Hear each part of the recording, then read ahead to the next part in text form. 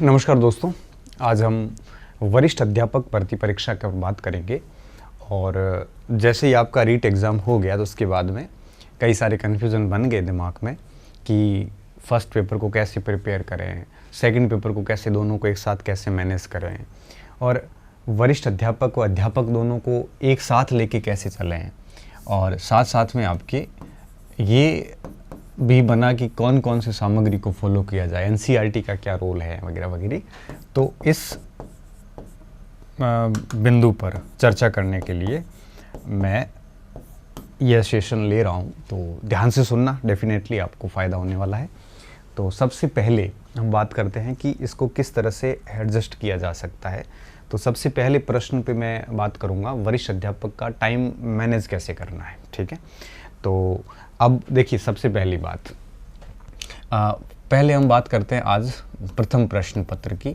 तो पहले तो यही करना है कि समय प्रबंधन कैसे करना है। ठीक है, टाइम मैनेजमेंट को कैसे हैंडल करना है, तो उस पर हम बात करते हैं। देखो, अभी तक हमारे पास में देखिए का महीने पड़े हैं। अगस्त पड़ा है हमारे पास में सितंबर पड़ा है, हमारे पास में अक्टूबर पड़ा है, और हमारे पास में नवंबर है। हमारे पास में अभी 4 महीने हैं सेकंड ग्रेड की प्रिपरेशन के लिए। ठीक है, और दिसंबर के जो 15-20 दिन मिलेंगे उसको मैं साइड में रख रहा हूँ, क्योंकि उस समय आपको एक बार पूरा सिलेबस बढ़िया से रिवीजन करना है, और इस कारण उसको मैं अभी साइड में कर रहा हूँ। ठीक है, अभी मैं बात करूँगा आपके कि टाइम मैनेज कैसे करना है कि हमारा कोर्स वगैरह अच्छी तरीके से पूरा हो जाए। ठीक है, बात जब समय प्रबंधन की आती है तो देखो, टाइम मैनेज होना बहुत ज़्यादा ज़रूरी है।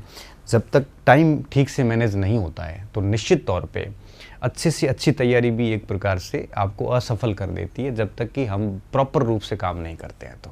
क्योंकि किसी भी परीक्षा की कट ऑफ हम देखते हैं 60-65% से ज़्यादा बड़े पेपर में रहती नहीं है।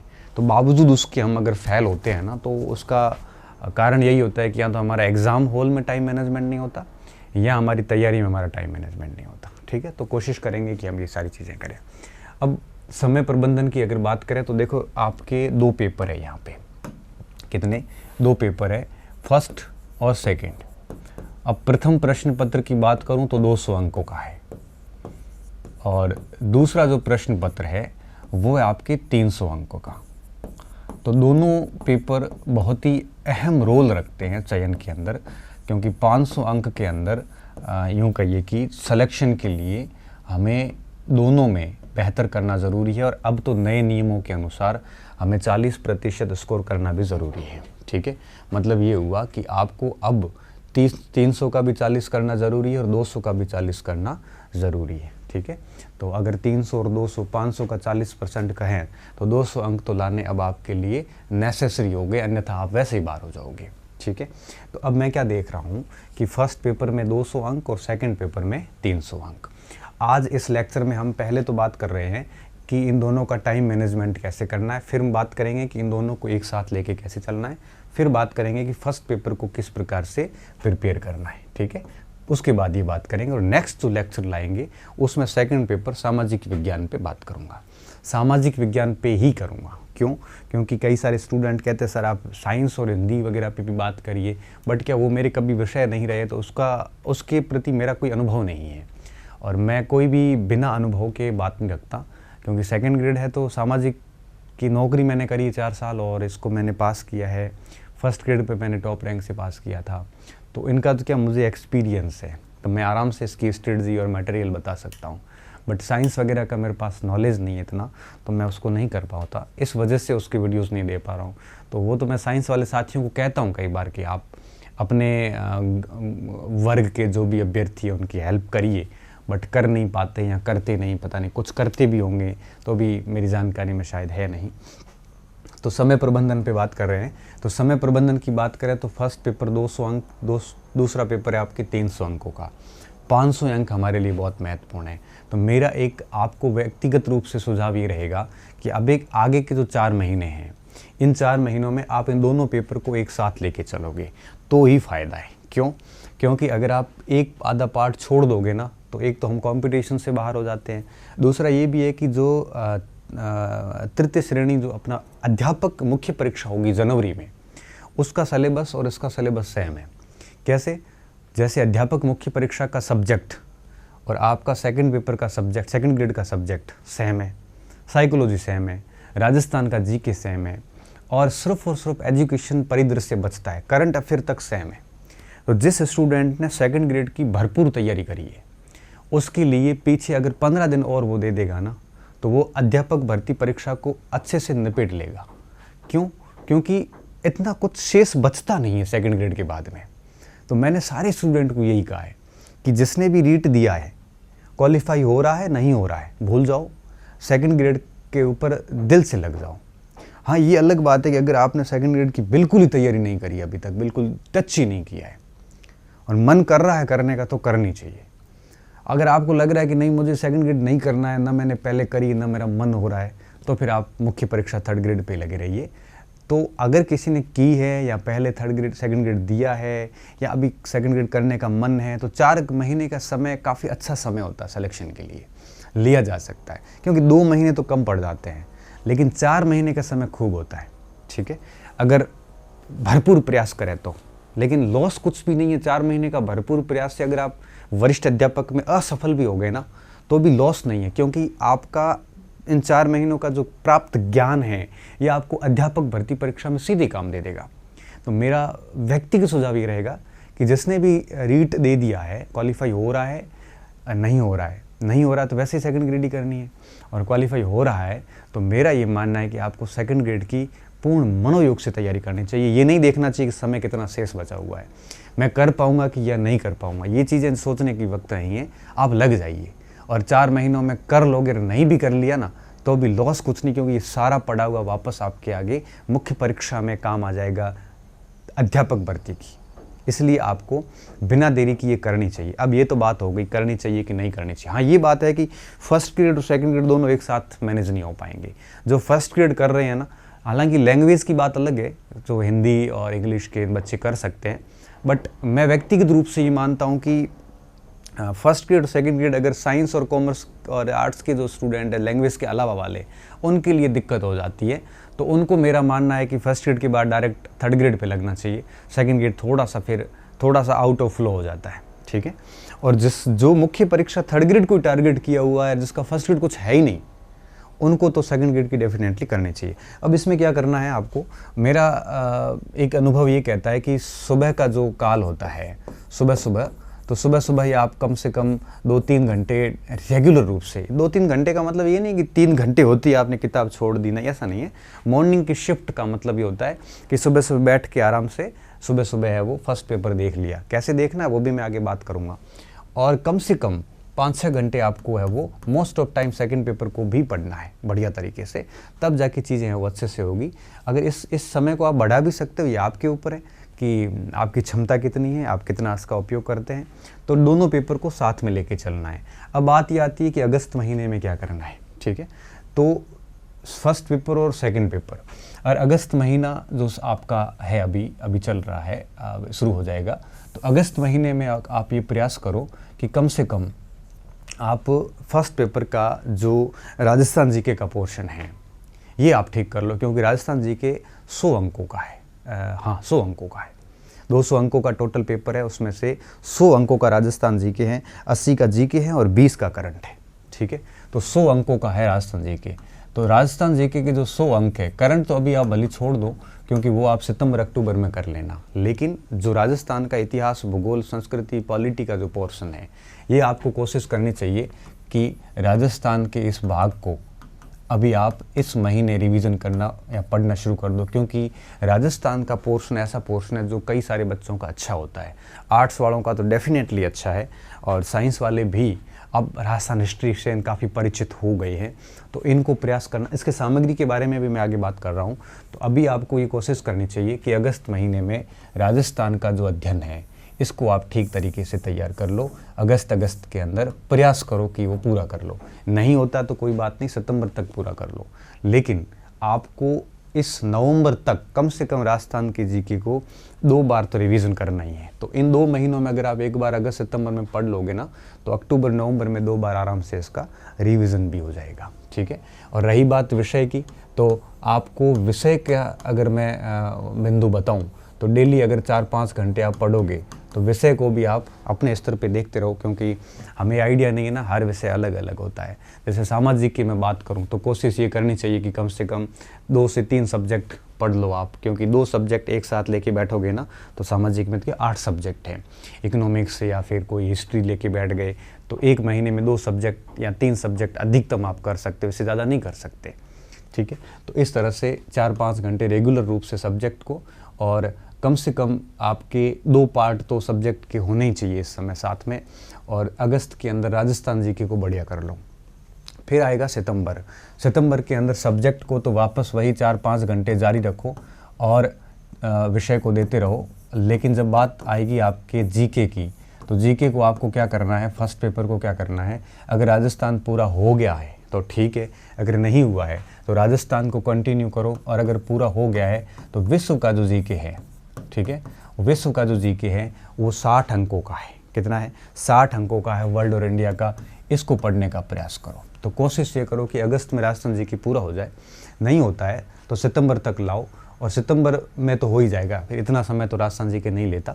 और सितंबर में आप वर्ल्ड जीके और भारत का जो जीके है इसको पूरा कर लो। 100 और 60 160 का हो जाएगा पूरा। फिर जब अक्टूबर आएगा तो अक्टूबर में वापस आपको 4-5 घंटे विषय को तो रेगुलर देना ही है, विषय को आप अपने स्तर पे सेट करते रहो। और रही बात जीके की, फर्स्ट पेपर की, तो अब इसमें मनोविज्ञान कर लो। ठीक है, मनोविज्ञान प्लस अगर आपको ठीक लगता है तो राजस्थान जीके का वापस रिवीजन शुरू कर सकते हो। ठीक है, क्योंकि मनोविज्ञान भी आपके 40 अंकों का है। कितना? 40 अंकों का मनोविज्ञान भी आता है। तो इस तरह से अक्टूबर में आप मनोविज्ञान और राजस्थान जीके को कर सकते हो। राजस्थान जीके नहीं होता तो कोई बात नहीं। तो मेरा कहने का मतलब ये है कि अगस्त, सितंबर और अक्टूबर में एक बार आपका फर्स्ट पेपर 3 महीने में बढ़िया तरीके से पूरा हो जाना चाहिए। तब आगे क्या होगा, जब आप नवंबर में आओगे, अब नवंबर और दिसंबर के जो 1.5 महीना बचेगा, उस 1.5 महीने में इन तीनों भागों को, 1, ये 2 और ये 3, इन तीनों भागों का 1.5 महीने में वापस बढ़िया तरीके से रिवीजन किया जा सकता है। यहाँ पे आप है वो अच्छा सा काम कर सकते हो। तो अगर आप अभी से अगस्त, सितंबर, अक्टूबर में ठीक से पढ़ोगे, तभी नवंबर और दिसंबर में फर्स्ट पेपर का ठीक से रिवीजन कर पाओगे। ठीक है, तो ये आपको काम करना है। अगस्त में राजस्थान देख लो, सितंबर में वर्ल्ड देख लो, अक्टूबर में मनोविज्ञान देख लो। अब आप कहोगे सर अगस्त में 1 महीने में राजस्थान जी के थोड़ी पूरा होता है। कोई बात नहीं, नहीं होता है तो इधर मनोविज्ञान 1 महीने से पहले ही पूरा हो जाएगा। तो इसको तो आप टाइम मैनेज कर ही सकते हो। तो 3 ही भाग है इसके अंदर, और इन 3 भागों को आप आराम से है वो इन 3 महीनों में अच्छे से कर सकते हो। मैं बहुत ज़्यादा समय दे रहा हूँ आपको। फिर नवंबर आएगा तो नवंबर और दिसंबर 1.5 महीने में इसको वापस पूरा रिवीजन किया जा सकता है। नया कंटेंट डाला नहीं है, कंटेंट आप अभी से तय कर दो कि जिस कंटेंट से इसको पढ़ोगे उसी कंटेंट से आप उसका वापस रिवीजन करोगे। अब आप एक बात देखिए, यह राजस्थान जी के, ये मनोविज्ञान, ये सारा का सारा आपके 3rd ग्रेड के अंदर मुख्य परीक्षा में वापस सेम का सेम आएगा।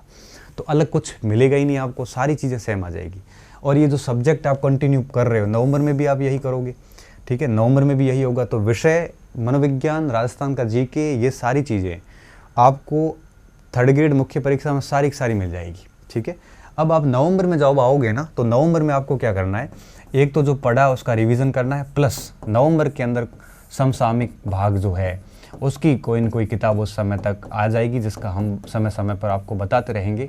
वो लेके और बढ़िया तरीके से नवंबर में ये पढ़ लेना और इसका रिवीजन शुरू कर देना। ठीक है, और दिसंबर जैसे ही आएगा तो दिसंबर में वापस इन सब का एक बार मोटे मोटे तौर पे निकाल दोगे तो पहला पेपर आपको 60-70% नंबर आराम से दिला देता है। 60% नंबर तो दिला ही देता है। अब बात ये आती है कि इन महीनों में हम करें क्या। ठीक है, किताबें कैसे करनी, क्या करनी, वो मैं आगे आपको बताता हूँ। तो टाइम मैनेजमेंट का तो आपको मैंने बता दिया कि फर्स्ट और सेकंड दोनों को एक साथ लेके चलना है। फर्स्ट पेपर के 200 अंकों को इस तरह से आपको करना है। डेली 2-3 घंटे आपको मॉर्निंग शिफ्ट में कर दो। फिर पूरा दिन आप सेकंड पेपर आराम से देखिए, पूरा दिन सेकंड पेपर देखिए, और सेकंड को ऐसे मैनेज करिए कि कम से कम एग्ज़ाम जब आपका होगा दिसंबर के अंदर, तब तक आप कम से कम इसका 2 से 3 बार रिवीजन कर पाओ। तो जब 2 से 3 बार रिवीजन होगा ना, तभी चीज़ें जो है आपके पक्ष में आएगी। 2 से 3 बार में भी उत्तर याद नहीं आते हैं, उत्तर याद आते हैं 5-6 बार रिवीजन के बाद। लेकिन 2-3 बार रिवीजन के बाद में हम प्रश्नों को, उत्तर को एलिमिनेट करके आंसर आराम से निकाल सकते हैं। तो एक स्टूडेंट को एटलीस्ट 2 से 3 बार तो रिवीजन करना ही चाहिए। ठीक है, ये काम किया जा सकता है। अब बात ये भी आती है कि इस समय आपको किस सामग्री का यूज़ करना चाहिए। ठीक है, ये तो मैंने आपको समय प्रबंधन बता दिया। अब समय प्रबंधन के बाद में दूसरा जो प्रश्न आता है, समय प्रबंधन आप समझ गए होंगे कि किस तरह से कैसे क्या करना है। रीट को भूल जाइए आप, मुख्य परीक्षा 3rd ग्रेड को आप पूरा कंप्लीट इस चीज़ को फॉलो करके चल जाइए। अब हो सकता है इसमें थोड़ा सा आप अपने स्तर पे संशोधन कर सकते हो, लेकिन ये बेस्ट तरीका है। अब बात आती है कि वरिष्ठ अध्यापक और अध्यापक दोनों को एक साथ कैसे लिया जा सकता है। देखो मैं आपको फिर बता रहा हूँ कि आप दिसंबर तक 3rd ग्रेड मुख्य परीक्षा के बारे में सोचो ही मत। अगर आप 2nd ग्रेड के एस्पिरेंट्स हैं तो आपको कंप्लीट 2nd ग्रेड की तैयारी करनी चाहिए। अगर आप 2nd ग्रेड के नहीं हैं, आपको लगता है कि ना मुझे 2nd ग्रेड करनी है ना मेरा मन है उसकी तरफ, तो फिर 2nd ग्रेड छोड़िए, फिर आप 1st ग्रेड करिए या मुख्य परीक्षा जो भी आपको करिए। अगर आपको लगता है कि नहीं मैंने 1st ग्रेड की है बढ़िया और मुझे 1st ग्रेड की करनी है, तो 1st ग्रेड करके फिर सीधे आप 3rd ग्रेड पे लग जाइए। हाँ ये अलग बात है, लैंग्वेज के स्टूडेंट है तो आप 2nd ग्रेड भी दे सकते हो, क्योंकि 2nd ग्रेड लैंग्वेज का लगभग क्या है कॉमन है पूरा। अब जैसे सामाजिक का कोई स्टूडेंट है तो वो फिर 1st ग्रेड हिस्ट्री देने के बाद 2 महीने में सामाजिक नहीं कर पाएगा। साइंस का स्टूडेंट है उनके साथ भी यही कहानी होगी। एक लैंग्वेज का ही है जो 3 भर्तियाँ दे सकता है, बाकियों को मेरे हिसाब से 2 ही देनी चाहिए। 1st ग्रेड के एस्पिरेंट्स नहीं है उनको तो वो 2nd ग्रेड और 3rd ग्रेड देना चाहिए, और जो 1st ग्रेड का है उनको 1st ग्रेड और 3rd ग्रेड देना चाहिए। 3rd ग्रेड तो सभी को देना है, ठीक है। अब ये बात तो होगी इसमें। अब चूंकि इन दोनों में ज़्यादा कुछ डिफरेंस नहीं है तो अक्टूबर तक बढ़िया तरीके से वरिष्ठ अध्यापक देखिए, और आगे का जो 1 महीना शेष बचेगा आराम से, मैं कह रहा हूँ कि दिल लगाकर अगर वरिष्ठ अध्यापक की मेहनत करी तो आपको अध्यापक भर्ती 1 महीने में आप आराम से कर सकते हो, डरने की ज़रूरत नहीं है। अगर अंदर भय है कि नहीं मेरे से नहीं होगा ऐसे, तो फिर आप एक अध्यापक की करिए, रिस्क मत लीजिए, ठीक है। अगर आपको थोड़ा सा भी लगता है कि नहीं मुझे 2nd ग्रेड भी करनी चाहिए, सिलेबस देख के लग रहा है, तो आपको 100% करनी चाहिए, क्योंकि इसकी तैयारी और इसकी तैयारी 90% सेम है। तो इसकी तैयारी से आपको डेफिनेटली इसमें पूरा फ़ायदा मिलेगा। सिर्फ 10% ही सिलेबस है जो बाद में आपको अलग से देखना पड़ेगा। तो इस स्तर की अगर तैयारी कर ली ना तो ये स्तर अपने आप ही कवर हो जाएगा, ठीक है। तो ये तो दोनों बातें हो गई। अब मैं तीसरी और आखिरी बात करूँगा आज के लेक्चर की, कि फर्स्ट पेपर में आपको कौन सी मटेरियल को यूज़ करना है, ठीक है। फिर हम नेक्स्ट वीडियो जो बनाऊँगा उसमें बात करूंगा कि 2nd पेपर सामाजिक की रणनीति क्या होनी चाहिए, ठीक है। आज मेरा पूरा विषय जो है वो 1st पेपर के ऊपर है। अब प्रथम प्रश्न पत्र की सामग्री क्या होनी चाहिए, तो मैं फिर आपको सिलेबस पे लाऊंगा।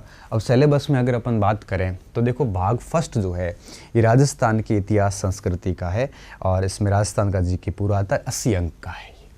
कितने अंक का है? 80 अंक का है ये। और करंट अफेयर आता है 20 अंक का। कितना? 20 अंक का है करंट अफेयर। तो ये जो यूनिट है 20 अंक की, एक तो ये है और एक है 80 अंक की ये दोनों के दोनों राजस्थान के, मतलब 100 नंबर का पूरा राजस्थान है। अब इस 100 अंकों के अंदर क्या क्या है? भूगोल कहाँ लिखी है हमने? चलो कोई नहीं, भूगोल शायद बाद में लिख ली होगी। इधर चला गया। हाँ एक सेकेंड,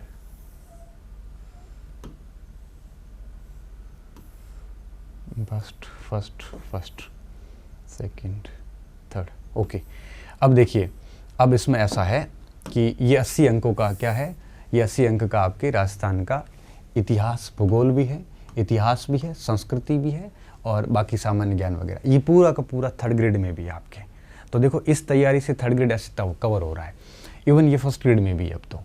अब आपको इसमें क्या करना है कि इसमें प्राचीन संस्कृतियों में केवल ये 4 ही पढ़नी है: कालीबंगा, आहड़, गणेश्वर और बैराठ। 8वीं से 18वीं शताब्दी में केवल गुर्जर प्रतिहार और अजमेर के चौहान ही देखने, और 18वीं शताब्दी तक देखने। वैसे ये 12वीं शताब्दी तक की है। फिर मेवाड़, रणथंबोर और जालोर के संबंधी देखने। मुगलों में सिर्फ सांगा, प्रताप, मानसिंह, चंद्रसेन और राय सिंह ही देखना है। क्रांति देखनी है, और प्रजामंडल देखना है, किसान जनजाति और राजस्थान का एकीकरण देखना है। राजनीतिक चेतना के अंदर आप देखना चाहो तो थोड़ा बहुत आप इसके पीछे, इनसे पहले जो पत्र पत्रिकाएं वगैरह जो शुरू की गई थी, जो राजनीतिक संगठन स्थापित किए गए थे, चाहे वीर भारत सभा, वीर भारत समाज वगैरह, जो प्रजामंडल और किसान आंदोलन में बेसिकली आ जाते हैं, ये सारे राजनीतिक चेतना में रहते हैं, ठीक है। अब आपके दिमाग में आएगा कि सर इसके लिए क्या किताब यूज़ की जाए। तो वैसे तो क्या आपके पास में इन सारी सामग्री की पुस्तक ऑलरेडी है, फिर भी अगर देखो मैं बता रहा हूँ, अगर आप कहोगे कि मैंने लक्ष्य पढ़ रखी है, तो मैं कहूँगा कि लक्ष्य पढ़ रखी है तो पर्याप्त है, ठीक है, पर्याप्त है। अगर आप कहोगे नहीं सर मैंने पैनोरमा पढ़ रखी है, तो मैं कहूँगा कि पैनोरमा भी पर्याप्त है, दूसरी किताब लाने की ज़रूरत नहीं है। आप कहोगे नहीं मैंने सर सिखवाल रट रखी है, तो आपको सिखवाल पढ़ रखी है तो कोई बात नहीं, आपको दूसरी किताब लाने की ज़रूरत नहीं है। कोई कहेगा कि नहीं सर मैंने राजस्थान बोर्ड ही पढ़ा, इसके अलावा कुछ नहीं पढ़ा है, राजस्थान बोर्ड के अलावा मैंने कोई किताब राजस्थान जीके की नहीं पढ़ी है, तो मैं कहूँगा कि ये पर्याप्त नहीं है। क्यों? क्योंकि राजस्थान बोर्ड में बहुत सीमित मटेरियल दिया हुआ है। जो 9वीं 10वीं के राजस्थान अध्ययन है वो पर्याप्त नहीं कह सकते, ठीक है। तो इसके साथ आपको कम से कम एक किताब पढ़नी पड़ेगी, और मैं मानता हूँ कि आपको पवन भवजिया की किताब पढ़ लेनी चाहिए। आप कहोगे सर ये बार बार आप यही सजेस्ट क्यों करते हो, क्या आपकी सर कोई लेखक के साथ सेटिंग है? देखो मेरी लेखक के साथ कोई सेटिंग नहीं है, यद्यपि लेखक मेरे मित्र ज़रूर हैं, परंतु इनकी किताब को मैंने व्यक्तिगत रूप से लाके पढ़ा है। इनकी राजस्थान की जो पुस्तक है वाकई में इन्होंने कोई फालतू चीज़ नहीं लिखी, बिल्कुल एक एक तथ्य को इन्होंने ऑथेंटिक किताबों से लिखा है, और कोई एरर रही है तो लेखक खुद गलती निकलवा देते हैं। हालांकि एरर कौन सी किताब में नहीं होती, हर जगह ही होती है, राजस्थान माध्यमिक शिक्षा बोर्ड में भी खूब है, लेकिन इन्होंने टू द पॉइंट लिखा है, क्योंकि बेसिकली लेखक खुद साइंस बैकग्राउंड के रहे हैं तो उन्होंने उस हिसाब से लिखा है। तो अगर आपने केवल यही पढ़ा तो ये साथ मिला के पढ़िए। अच्छा, अब आप कहोगे नहीं सर हमने तो पहले से ही भंवरिया ही पढ़ रखी है, बाकी पढ़ी नहीं है, तो ये पर्याप्त है, बाकी दूसरी किताब लाने की ज़रूरत नहीं है, ठीक है। तो कहने का मेरा मतलब ये है कि राजस्थान हिस्ट्री के लिए आपको पीएचडी नहीं करनी है, आपके पास जो भी पुस्तक है उसका दिल से अध्ययन कर लो, मन से, पूर्ण मन से उसको बढ़िया तरीके से याद कर लो। अब इनमें से ही मोस्टली सारी किताबें होती है, अब इनमें से अलग कोई किताब किसी के पास है तो मैंने वो देखी नहीं कि साहब कैसे, क्योंकि ये किताबें सारी मेरे देखी हुई है। और इन किताबों के अलावा अगर आप गोपीनाथ शर्मा वगैरह लाओगे तो डेफिनेटली आप पढ़ नहीं पाओगे, और इनमें इतना कुछ होता भी नहीं है। हाँ, शर्मा पावा कोई कहेगा कि मैंने पढ़ी है, तो शर्मा पावा भी पर्याप्त है। मैं कह रहा हूँ कि इनमें से कोई भी एक किताब आप ला के है वो पढ़ लो, बस इतनी बात ही है, इससे ज़्यादा कुछ बात नहीं है। अब आपके पास इनमें से जो कोई भी किताब है उनमें से कोई एक किताब लेके आप उससे पढ़ लो, और बस कोई एक, ठीक है। और अब इस समय कोई एक लेके पढ़नी है, और इसमें आप ये नहीं है कि आप अब आप बच्चों का ये भी सवाल रहता है कि सर इसको नोट्स वगैरह बनाए कि नहीं बनाए। मैं सिर्फ ये कहूँगा कि अगर आप डिटेल से नोट्स बनाना शुरू करोगे ना, 1 साल भी बनेंगे नहीं, तो नोट्स वगैरह नहीं बनाने, ना किसी के खरीदने। अच्छा हाँ, ये भी है कि कई बच्चों ने कोचिंग्स वगैरह ज्वाइन कर रखे हैं, तो वो उनके पास नोट्स ही है, किताबें नहीं है, तो मैं कह रहा हूँ नोट्स ही पर्याप्त है, क्योंकि राजस्थान का कंटेंट हर कोई बढ़िया ही देता है, ठीक है।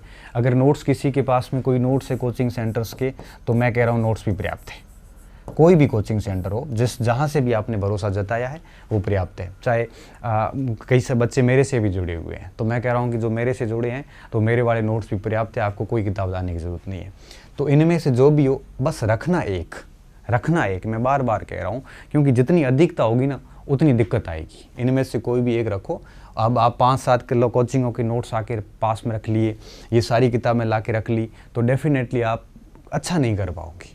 तो बेहतर ये है कि इनमें से कोई एक लेके और इसको आप अगस्त में शुरू कर दो। मैंने कहा राजस्थान हिस्ट्री आपको अगस्त में पूरी करनी है, ठीक है, राजस्थान जीके पूरा, तो एक किताब आप इसमें देख लो, ठीक है। अब बात आती है राजस्थान की भूगोल और अर्थव्यवस्था की। अगर इसमें से देखें तो देखो ये जो पोर्शन है ना, ये यहाँ तक, ये कृषि तक, ये पोर्शन तो है पूरा का पूरा भूगोल का, ठीक है, ये राजस्थान का भूगोल है। और ये इसमें पशुधन, डेयरी, ये भी भूगोल में आ जाता है, ये पोर्शन भी आ जाता है, लेकिन ये पोर्शन आर्थिक समीक्षा में भी आता है, ठीक है, ये इकोनॉमिक्स आर्थिक समीक्षा में भी आ जाता है, उद्योग पर्यटन केंद्र वगैरह, लेकिन ये सारे के सारे आपको ज्योग्राफी और इकोनॉमिक्स में मिल जाते हैं। अब राजस्थान के इस भूगोल से भी प्रश्न आएंगे, ठीक है, टोटल 80 प्रश्नों में से इसका भी हिस्सा रहेगा।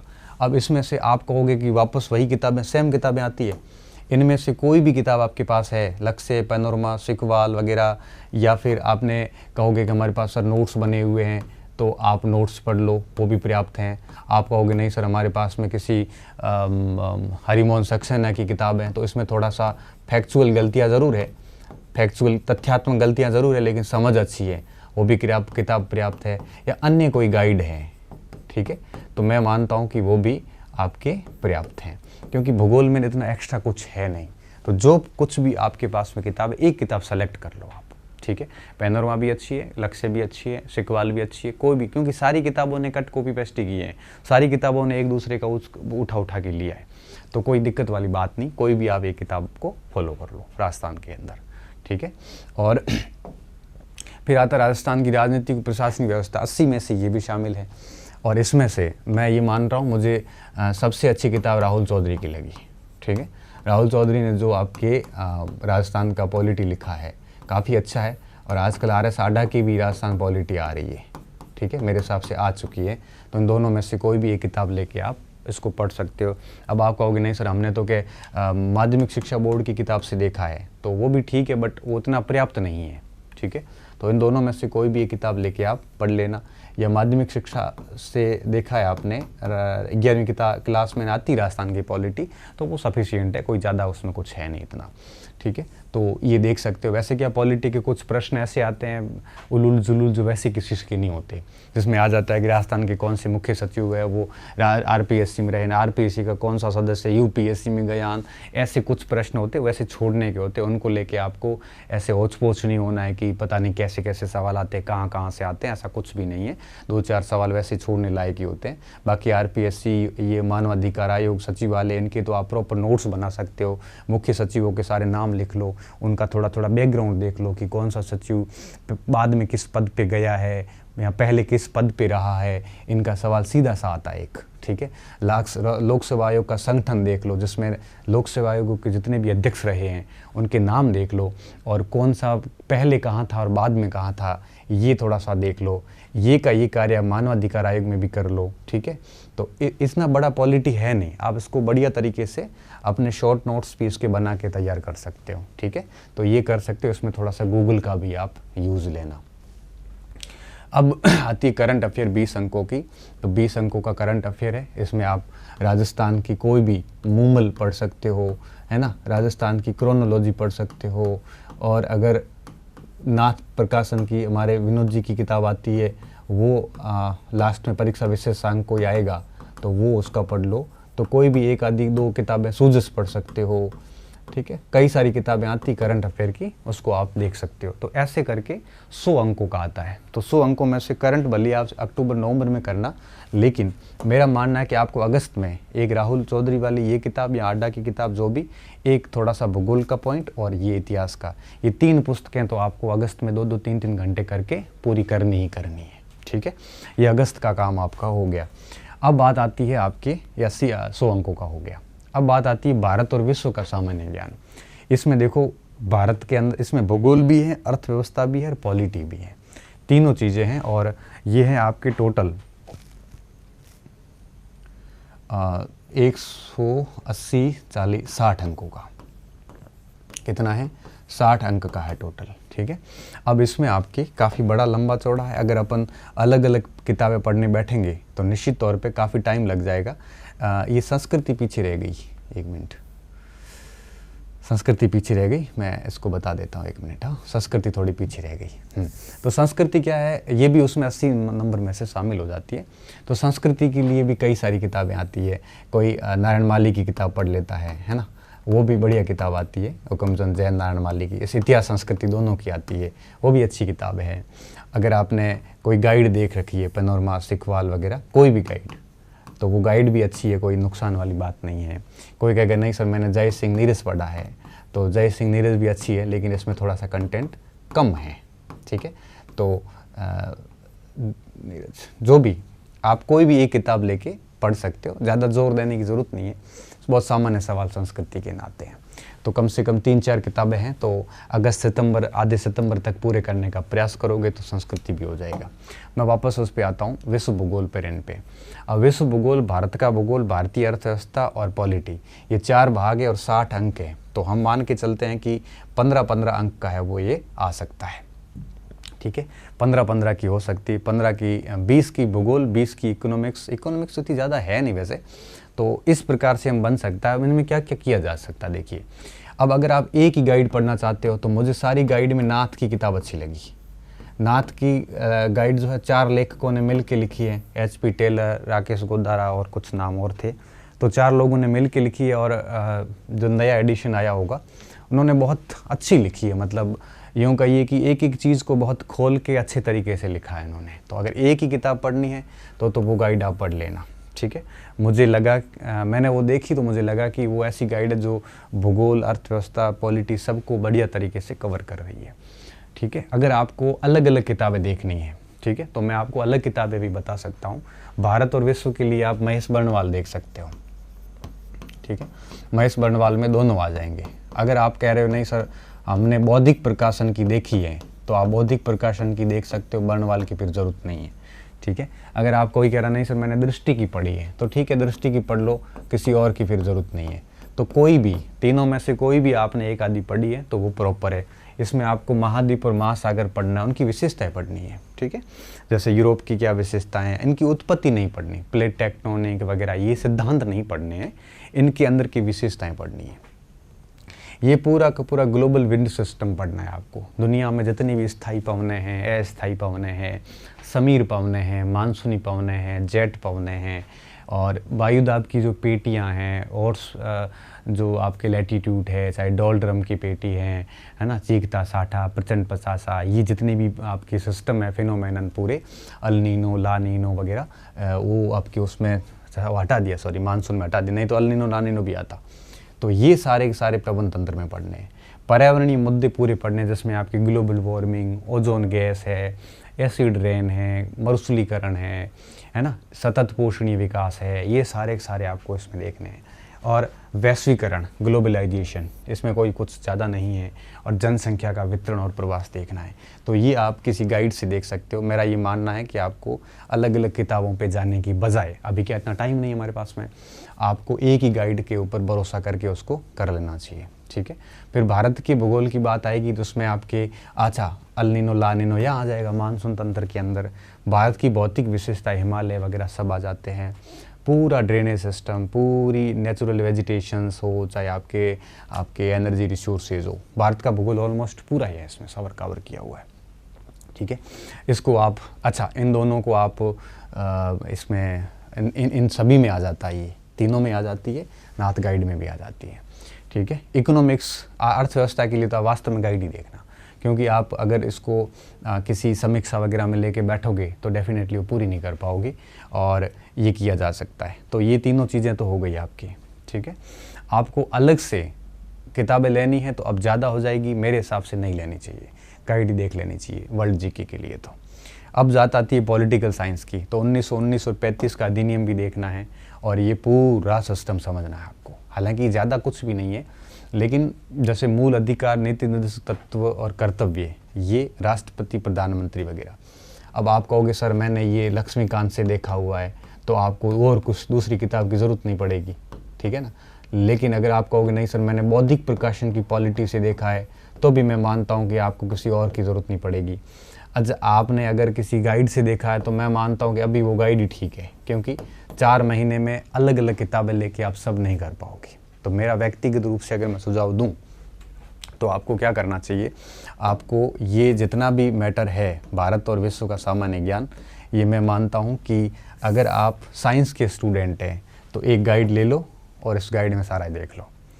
आप आओ कोई गाइड कौन सी ले, तो गाइड मुझे तो नाथ ठीक लगी, आपने किसी और से पढ़ा है तो वही गाइड पढ़ लीजिए, ठीक है। और अगर आपको आर्ट्स के स्टूडेंट है, इसमें स्पेशली अगर सामाजिक के स्टूडेंट हैं तो आपको ये ऑलरेडी पूरे पढ़े हुए हैं। आपको सामाजिक वालों को तो अदर जी के अलग से पढ़ना ही नहीं है, ठीक है। सिर्फ और सिर्फ एक ये महाद्वीप और महासागर अलग पढ़ने, बाकी ऑलमोस्ट सारा ही आ जाता है। अगर आप सामाजिक के स्टूडेंट नहीं है, हिंदी वगैरह के स्टूडेंट है, तो मेरे हिसाब से आपको एक ही गाइड पढ़नी चाहिए, क्योंकि आप सब्जेक्ट कब पढ़ोगे फिर अगर इनकी अलग अलग किताबें लेके आओगे तो बेहतर है कि आप एक गाइड ले लेना भारत और विश्व के सामान्य ज्ञान की, ठीक है। 60 अंकों का मैटर है और मोस्टली सारे प्रश्न लगभग आ जाते हैं। इस जगह पे कोई एनसीईआरटी वगैरह फॉलो करने की ज़रूरत नहीं है, क्योंकि ये टॉपिक एनसीईआरटी वगैरह में मिलती नहीं है, ठीक है। ये बात की जा सकती है। अब बात आती है आपकी मनोविज्ञान की।